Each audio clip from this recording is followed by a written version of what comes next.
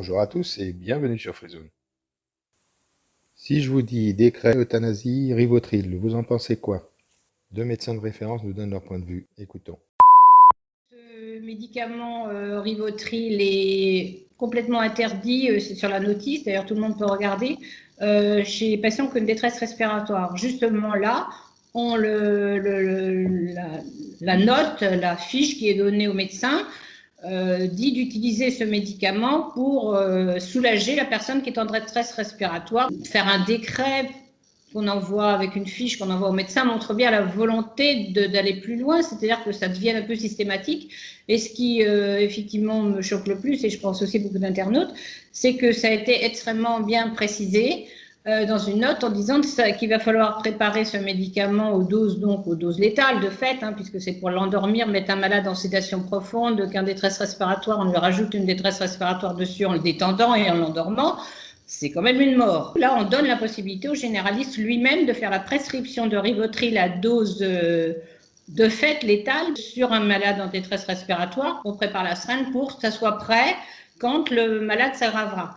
Et le médecin ne sera même pas obligé d'être là. Et à ce moment-là, l'infirmière qui passe, mettons, tous les jours, voir ce malade un peu gêné à domicile ou dans les EHPAD, téléphone au médecin, ah ben il est en train de s'aggraver, qu'est-ce que vous en pensez? Bon, est-ce que je peux faire une injection de Rivotril? Et là, il dit oui. Alors, il dit oui sans consentement du malade, de fait, et sans consentement non plus de la famille, et sans que, pire que ça, dans les EHPAD, la famille ne l'ait revu et rediscuté avec lui.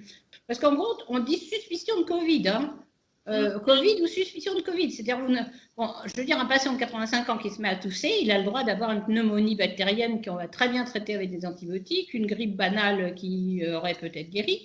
Et là, on dit suspicion de Covid et crac, on le met dans le stock, comme dirait notre président, de malades qui n'auront pas droit à la réanimation, ni au transfert, ni à quoi que ce soit.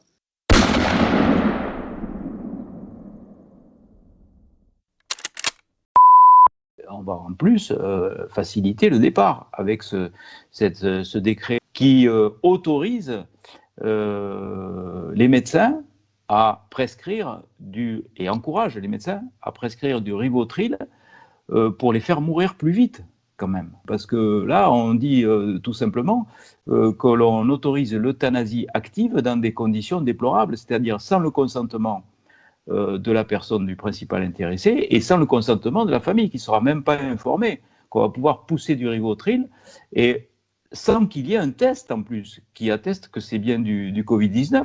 C'est-à-dire qu'il suffira qu'une personne ait une bronchite bactérienne, par exemple, une simple bronchite, qu'elle respire un peu mal, eh ben on va la tuer avec du Rivotril. Enfin, c'est complètement fou ce qui se passe là.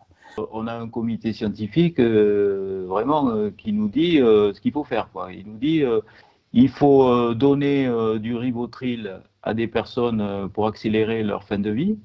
On est trop passif face à des décisions qui sont criminelles. Dans tous les EHPAD, il faut tester toutes les personnes qui sont dans les EHPAD. Il ne faut pas les tuer en donnant du Rivotril, il faut leur donner une chance. Le Rivotril, ils ont encore moins de chances de survivre avec le Rivotril. Vous donnez ça à quelqu'un qui est déjà en détresse respiratoire, vous le tuez.